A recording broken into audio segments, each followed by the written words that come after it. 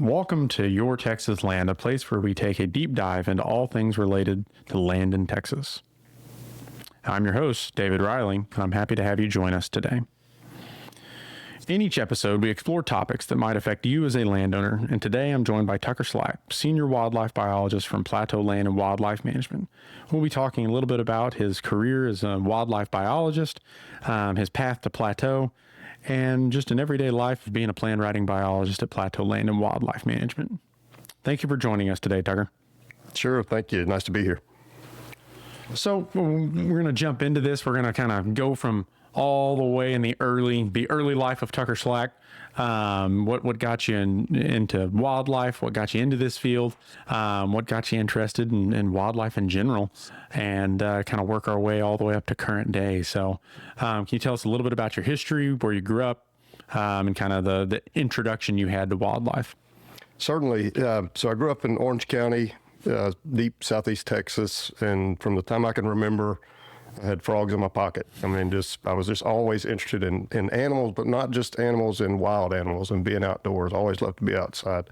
I remember kindergarten was half a day, and I remember being very unhappy that they wanted me to sit inside for 4 hours and that I had to wear shoes. So I always wanted to be outside. Never could imagine or be comfortable inside. And so that's kind of where it started. Just hunting, fishing, exploring, doing whatever, any reason to be outside. And so once I got into hunting and fishing, that really piqued my interest in the field of wildlife management, learning more about how to make things better, how to care.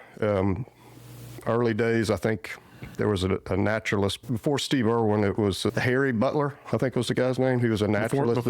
Probably before my time, Tucker. Yeah, this would have been before your time. It would have been in the 80s. But Harry was this naturalist, and he'd just walk around and pick up everything. Just an interesting introduction to me, and that was just like, man, that is so neat. So that's kind of from the early days. I just have always been drawn to be outside, and the biology side of it. I had one of my grade school teachers, third grade, I think. I saw her later in life. She said, I just knew you were going to be a biologist. Junior high school art class, my art teacher says, don't you ever want to draw or paint anything other than fish and deer and birds? I was like, no, ma'am. Yeah. That's just the way it's always been. So, well, and I think that's a fairly common sentiment among all the biologists here at Plateau Land and Wildlife. We all probably have the similar story of a background that we always wanted to be outside, do something with animals. And then this is kind of the path that led us down. Yeah. So you had mentioned Orange County. I want to point that out to our listeners out there. That's deep southeast Texas. That's a different type of landscape, a different type of ecoregion than we are sitting here today in the hill country of Texas, recording this podcast. Did that drive you? Like you said, you always had frogs in your pocket. You're in a spot of Texas where you can actually see an abundance of wildlife. You can see a lot of different species.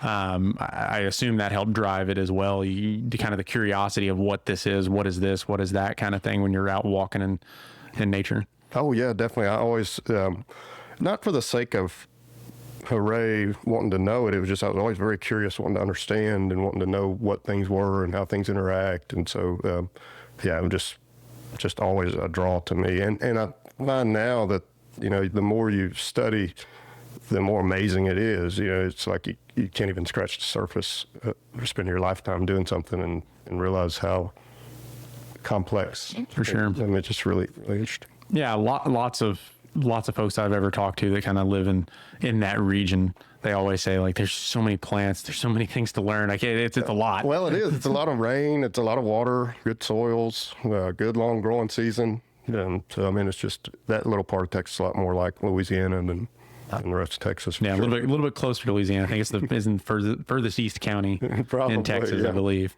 So we've got you growing up, frogs in your pocket. And not always frogs, but that happens. It wouldn't sometimes. surprise me. But so growing up, really enjoying nature, hunting, fishing, getting to do those things. Then Tucker goes off to college. What does that look like? Well, it was kind of funny because my guidance counselor in high school just basically said, "Look, you're not college material." It wasn't lack of ability. It was just my interests were not. I was interested in being outside. I was interested in different things, and so of course, your folks want you to go to school, and it was an opportunity. I was the only sibling that had that opportunity in my family, the youngest of 6 kids. So it was just a really neat opportunity for me. And so I was kind of undecided. I knew I wanted to make money, a doctor or a lawyer or whatever, but I knew I didn't want to do those things.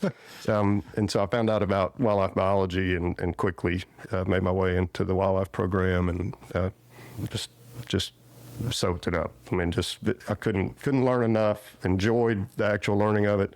Once I got into the wildlife, the early classes were tough. It was work. Yeah. To do history and math and things like that. But once I got into the biology side, it was fun, easy for me. Yeah.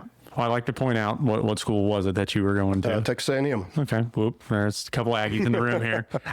So I like to always point that out. And that wildlife program has changed over the past few years here.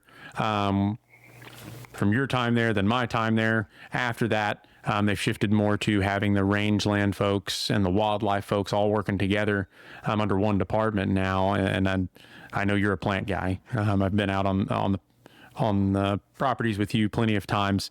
And as I mentioned to a lot of folks, if you want to know something you can eat on a property, ask Tucker, because he can tell you. He can point you to the plant. It'd be hard for me to starve. I'll tell you. I'll be skinnier, but I would make it. I think there's a need for that range aspect for what we do as biologists. As habitat managers. We need to understand the plants and the soils because that drives everything. And so I was not probably formally educated much on plants. A little bit, but it's just been through work history and interest of, something that I like to understand and like to know what they are. If it's good, is it bad? Learning what it is only half of it. It's really the question of what uses it. What can it tell you? Yeah. What can that plant tell you about the condition of the land, or is it good for pollinators, or the deer like to eat it, or whatever it may be. So you've done that. Now you've went to school. You've graduated with a bachelor's in wildlife management, and then pretty much the question that pops up to most young graduates is, what do you do next? What's the next part of this? Going through the schooling, the formality portion of it, then you got to get the job. So what was that like for you? Well, I wanted to have a job lined up before I graduated, and so I'd worked with a gentleman on a job for a private ranch, and we were pretty close to sealing the deal, and his situation changed, and so he only needed someone part-time, but I needed a full-time job. And so then I started looking, you're just hunting for anything. I was willing to move, which is what ended up happening. I moved to South Carolina, went to work for the U.S. Forest Service for about 3 years on a very intense research project. Essentially, it was short rotation woody crops. They were trying to grow these trees to help scrub water. And so the process of evaporation and transpiration in the trees utilizing this water would help clean the water, and you'd end up with pellet fuel wood. So we were intensely measuring, and we were taking all sorts of data on these trees and trying to grow them as quickly as we could without making them too weak, so that they would break. And so that was pretty interesting. Spent about 3 years there, 2.5, 3 years, something like that. But I wanted to get back to Texas. My family's in Texas. Everybody I know was in Texas. So ended up coming back to work with Texas Parks and Wildlife Department. And I worked as a wildlife management area biologist in Port Arthur probably for 6 or 7 years at the J.D. Murphy Wildlife Management Area, working with ducks and alligators and managing wetlands. And all the same stuff that was in Orange County. Yeah, pretty much home. But then there was, I don't know, a couple of hurricanes and storms, and I'm like, man, I've spent so much of my life on the coast. Ended up transferring up to further north in East Texas to Gus Engling Wildlife Management Area, which was really an interesting property to me. I'd already had been in love with it because I'd worked when I was an undergraduate, I was an intern there for a summer. And so I'd spent a few months out there and just kind of had fallen in love with that property. So I worked there for, well, probably another 6-7 years. And maybe it's just, I don't know. I don't think I functioned terribly well in that organization. I didn't mind the work, but I feel like the state agency just wasn't maybe the best place for me. And so I left the field of wildlife altogether and moved out of state, worked in construction for a while, and just kept getting tugged back to wildlife. It wasn't about money, it was about something bigger, what a passion that I have, and I want to spend my life doing what we do. Yeah, it's hard to walk away from a wildlife career if you're really passionate about it. Our CEO said it earlier today. It's one of those things that when you have a passion for it, it's not really coming to work anymore. It's just doing the job, but it's not really even a job anymore. It's just fun.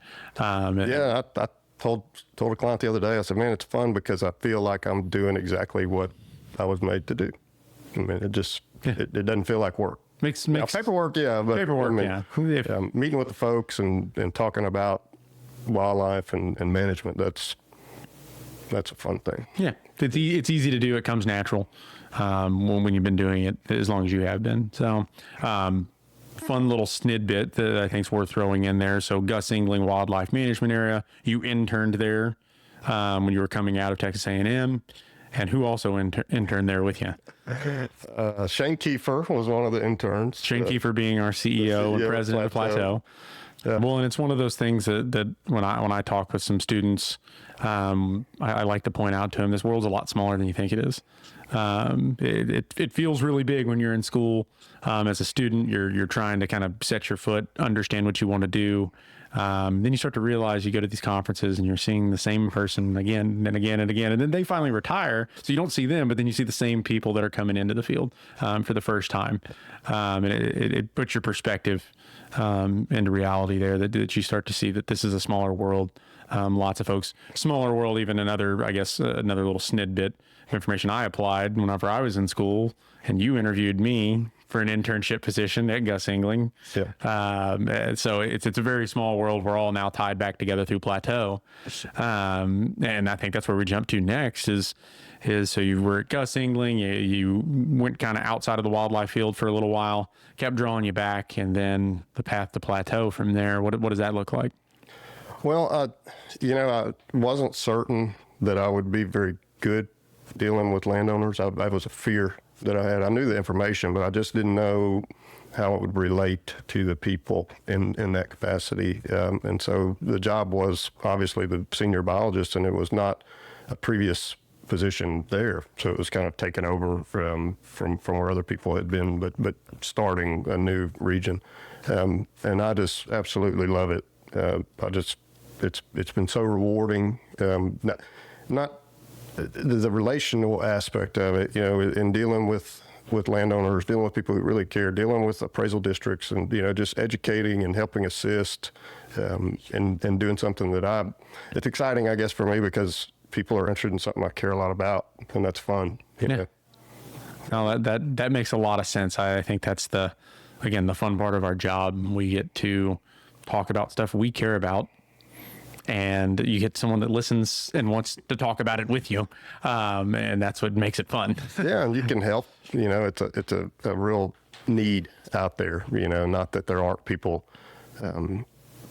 capable people to do it, but there's just not very many people that do it, and so it's a really a fun thing to be able to fill a need that somebody has, and to help them even in their taxes or whatever it may be. Just have a real heart for people, and I guess I have a heart for the land and the animals as well, but I just care a lot about its people. And that's one different aspect of kind of what we do here at Plateau. I want to say it's a little bit of a niche, but it's kind of a niche in Texas, not a niche in the industry or the wildlife industry itself. So we work with private landowners. We have to in Texas. Texas is 95% privately owned compared to some of our other states that are more public land, which is great and wonderful. And Texas does have some wonderful public land. You've worked on some of it with Texas Parks and Wildlife, but it does make us a little bit different here in that the work we want to do, the good work that we want to put on the land, we can't do it all ourselves. We need landowners. We need private landowners to do a lot of that work and understand it. So over the years that you've been doing this and working with private landowners, what are some of the common misconceptions? What are some of the unique experiences? It's kind of a really open-ended question just to kind of talk about private lands and the stewardship of those lands that you've dealt with. Yeah, one of the things that I hear often is, and I guess it's kind of more of a misconception about what you can or can't do related to wildlife management. That's something that there's just a lot of misinformation out there that I don't even know what the source is, but it's definitely not true. So I think there's just not a very good understanding of what wildlife management tax valuation is. I think that's one of the reasons that we exist, is because it's complex enough that people think it's worth having a specialist to help them. And so that's one of the big things to me. Interesting to me, I just get to see all sorts of beautiful places, and always very different. That's one thing that strikes in my mind is you think, okay, I'm going to this area, and you've got in your mind, even maybe subconsciously, a picture of what you think it's going to look like, and that never is the case. It's always so very different, and that's been fun for me, because when I worked with Texas Parks and Wildlife, it was on properties. It was like working on a ranch, one big piece of property that you became very, very familiar with, but you didn't see everything else that was out there. And so that's kind of fun, going to the different properties and in several different ecoregions and just seeing all sorts of different neat stuff out there. And the diversity, even from one side of the road to the other, from one side of the fence to the other, that's really amazing to me, is that you never really know what, even when you think you may know what it's going to be, there's always something different that you weren't expecting. Yeah, I'll second that. That is, working on private ranches myself, I enjoyed the work. I enjoyed getting to do that, but it was also a little bit of that. I've seen this. I've been here.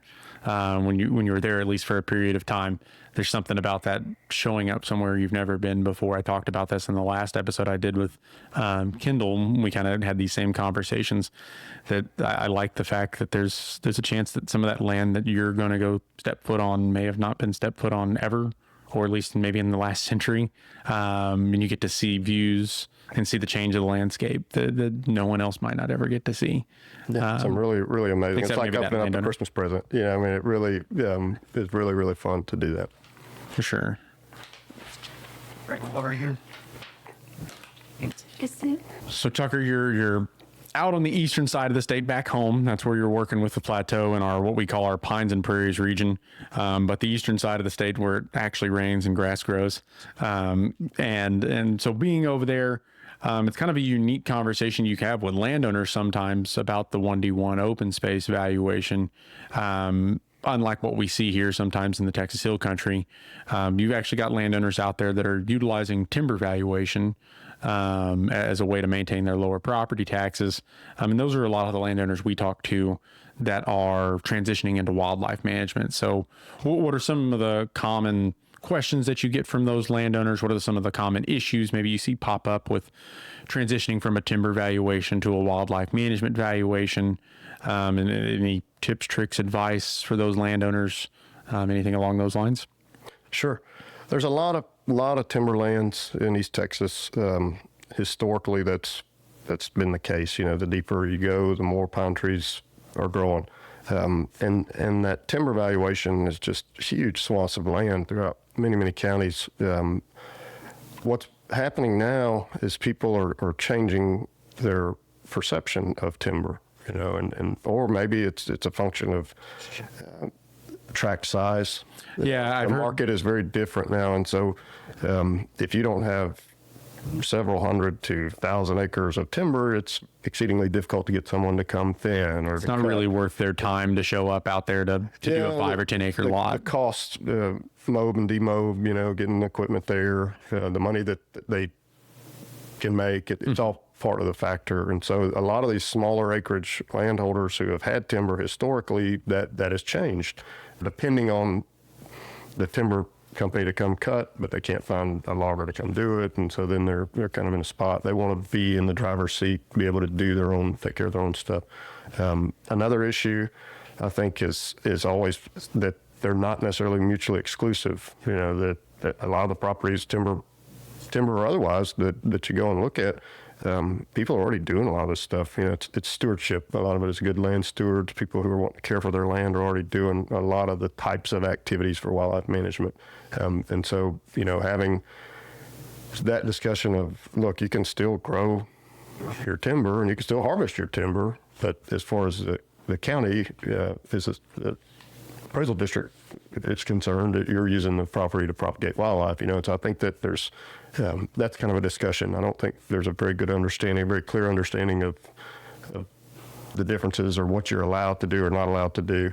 And I feel like wildlife management is so exceedingly flexible compared to traditional agriculture or timberland. You know, it's just, it allows you to do more of the types of things that people are already inclined to do, and to realize the benefits of the lower taxes. Yeah, I think that's a very common misconception that we see with landowners, is thinking that they are mutually exclusive. You got to do timber, and that's the only thing you can do. You can't do anything else. And I think it's really good to share that message with landowners that, hey, you can manage for wildlife. You can have timber on your property. Same thing we talk about here in the hill country. You can have cattle, but the beauty of wildlife management is that flexibility. You don't have to harvest as much. You don't have to harvest at a certain rate to get that timber valuation. You can just do that and still maintain wildlife management on your property, but do it as it makes sense. Same thing with having cattle on a property. You don't have to hit those stocking rates. You can utilize them more as that management tool and less for the reason to get that tax valuation, which I think is sometimes hard to understand. I think I even still struggle with it sometimes. Yeah. Well, it's a definite, it's a change in perception, you know, and I think that I think people more so these days are more and more aware of what agriculture, the negative sides of it. You know, I mean, I'm not against agriculture by any stretch, but there are some implications on grazing really hard at high stocking rates for long periods of time. You know, increased erosion, increased fire. There's all these different things that I think people are just more aware because it's not many years ago where we're scraping our existence off of a family farm. That's just not feasible nowadays. You know, our world has changed quite a bit, and with that, I feel like people are wanting to do a better job of taking care of the land, and particularly in Texas. I mean, the fact that this thing exists is amazing. Very, very proactive. I think it speaks to how much people care for the land and the wildlife resources of our state. You know, I think it's really great, and I would hope that other states would have something similar. Yeah. And I think it all goes back to one term that you said during that whole conversation is stewardship. Be that whatever you're doing on your property, be that a livestock operation, hay operation, timber operation, wildlife management, whatever it is, it's being a good steward of the land that really counts. You can do a lot of those things. You can maintain a good cattle grazing operation, but with a good stewardship in mind, making sure that the land can continue to provide. I think those are all really good points there. So I'm going to kind of continue on this path of working with private landowners in a discussion there. All right, Tucker. So now we're talking about private lands. We're talking about 1D1 open space activities. I think it's timely to discuss a little bit of the activities that maybe become more important or something that pops up during the summertime. We've had some fairly decent rains in parts of Texas. We're still going to be on the drought monitor all the time, but I expect the rains to start depleting throughout summer, to get hotter, get drier. So what are things that landowners throughout the state, or we can talk about kind of specific areas, East Texas or Central Texas or even Deep West Texas. But what are some of the activities that landowners should maybe be paying attention to during these times? Well, one of the ones for right now would be we're in the nesting season, you know, and brood rearing season. So things like predator control at certain times have a much bigger impact if done seasonally. Obviously, talking about water, you know, thinking about setting up supplemental water systems or you know, existing troughs that you could modify to become wildlife watering sources, because it's such a critical thing for the animals. in that supplemental water source too, I like that you said like a modified source. It doesn't have to be anything fancy. I think in the years I've been here, probably the years you've been here, we've came across a lot of unique water sources. Yeah, I've seen some chicken waters on platforms, on trees. Just providing water is really, really critical, particularly in the hot, dry summertime. Yeah, everything doesn't have to be pretty; just got to be consistent. That's probably the most important part of it. And then what about feeding? For feeding of animals, be that songbirds, be that white-tailed deer, is summertime, is that a good time to be putting feed on the ground for them? For birds, yeah, it's always good to feed. Probably, particularly I would say for a lot of your wildlife, like deer, for instance, are lactating. If they're fawning, they have a tremendous nutrient requirement. And so, I would think that feeding is critical. People often don't want to feed when it's outside of the hunting season, or they're not thinking about it. But summer is one of the most stressful times for white-tailed deer. Yeah, they may be needing it the most at that moment, especially with potentially lack of forage, anything on the ground that may be the only option that they have for some feed. To get some or nutrition. mineral supplements as well. Because obviously the bucks are growing their antlers, which that's another tremendous draw on their nutrition. And so those two things coincide at a time when it's not optimal a lot of times on conditions of the range. So feeding would be a good idea. As a wildlife biologist, as you're going out and meeting with these landowners, I've had it myself happen where a fun story happens, a landowner tells you something fun, or just something unique happens while you're on the ground and you're maybe on a property by yourself. Do you have any fun, unique stories of maybe working with a landowner or a property that you've been to, something that was just unexpected happened, good or bad, I guess, so to speak, that was just real interesting and fun, something to share with our listeners? Well, one of the interesting things that I recently was able to watch was two box turtles and their mating ritual. And so I was watching, obviously they're turtles, right? And so the male's chasing the female, but because they're turtles, it's pretty slow. I saw them and I realized what they were doing. This was last year, actually. But anyway, so I was watching them, and then he caught her, and I was watching, and I started to take a video, and I thought, no, I didn't want to get too close. I didn't want to interrupt what was going on, but I've always just been intrigued with box turtles, and so it was really neat, really special to get to see that for me. Just observe nature and an animal I really care about, but I'd never seen that before. I spent a lot of time out. That's something, you don't get to. A lot of times we think of when we talk about wildlife with anybody, we talk about white-tailed deer, we talk about northern bobwhite quail, but a lot of times we miss out on some of those lesser known species or things that you may not see as often unless you're sitting down by the pond or in a creek or something. You may not come across as box turtles. I came across two coach whips in a tree one time, and it scared me more than anything because I wasn't expecting to walk underneath the tree and a coach whip be right there, but it was two coach whips intertwined together. And it's just fun to watch because, again, it's not something that you get to see. It's not something they put always on the nature TV show on Saturday mornings. No, that was pretty fun experience just to be able to witness that, and think just because even when I worked for the state, there were the turtles. I mean, when we were young, they were everywhere, and then all of a sudden you turn around and there are not very many of them. What's going on? Well, it takes them 10 or 11 years to reach sexual maturity, and so those changes don't necessarily show up very quickly, and so all of a sudden it's what's going on? These things used to be everywhere, and now there are a lot less of them, and so it's just kind of an animal that to me is one that I care a lot about, and just a really unique, interesting turtle. Do you think there's any type of predation that maybe plays into that as well? I assume the more predators they are. Quite likely.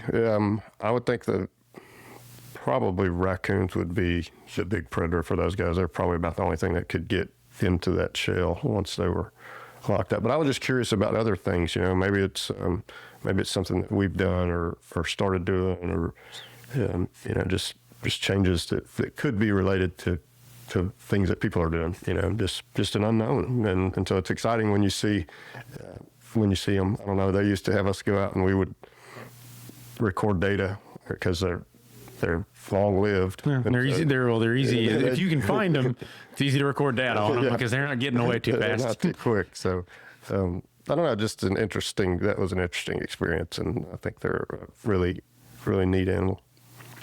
So one thing that we've talked about outside of this podcast, you and I have talked about this previously.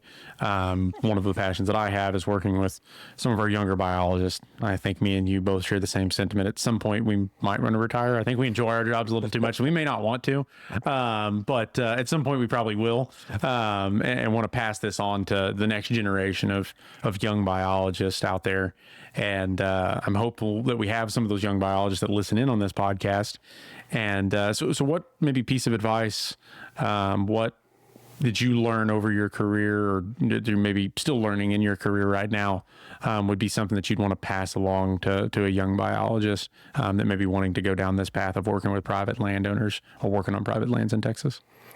Yeah, I would say I wish I would have understood how willing and happy our profession is to mentor.